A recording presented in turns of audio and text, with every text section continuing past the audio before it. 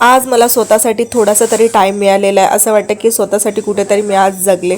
Good morning गाईस. इथे मी करत आहे गणूची दाल खिचडी. आज गणूला एकदम साध्या सोप्या पद्धतीने मी दाल खिचडी देणार आहे.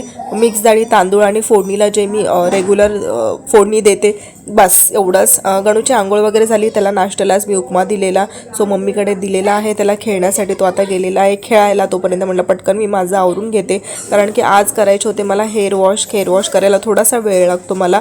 तोपर्यंत तो नव्हता आला, म्हणून पटकन म्हटलं दाल खिचडी पण घालून घेते. आणि मग आज माहीत नाही पण आज मूड झाला, सो मग आज थोडेफार रील्स बनवले. सो खरंच आज खूप छान वाटलं मला रील्स बनवून. देन मग काही जेवलो वगैरे, आम्ही झोपलो आणि मग संध्याकाळी उठलो. नाश्ता वगैरे झाला, त्याचा पण नाश्ता वगैरे केला आणि त्याला मी सोडला बाहेर खेळायला. पोरं आली होती, सो म्हटलं जा खेळ. तोपर्यंत म्हटलं पटकन मी आवरून घेते. नाश्त्याची भांडी होती, संध्याकाळी नाश्त्याची जी भांडी होती ती पटकन घासून घेतली. आणि बघा इथे गणूने सगळा पसारा केलेला, खेळणी काढली होती. आधी ते लोक घरातच खेळत बसले होते, मग नंतर बाहेर त्यांना पाठवलं आणि मी तो सगळा पसारा वगैरे आवरून घेतला. आणि मग इथे आली. ती गणूला चपाती करायची होती. इथे तो रडतोय कारण की त्याला लाटणं पाहिजे होतं.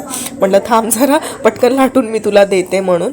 सो मी इथे पटकन अशी चपाती केली आणि त्याला लाटणं खेळायला दिलं. एकच चपाती करायची होती. सो सगळं स्वयंपाक वगैरे झाल्याच्यानंतर गणूचे कपडे पण धुवायचे होते, ते पण धुतले. फ्रेश वगैरे झाली आणि मग गेली ती स्वामींच्या मठामध्ये. सो तिथे गेली. आणि आज माहीत नाही, आज लवकर ते बंद करून चालले होते मंदिर.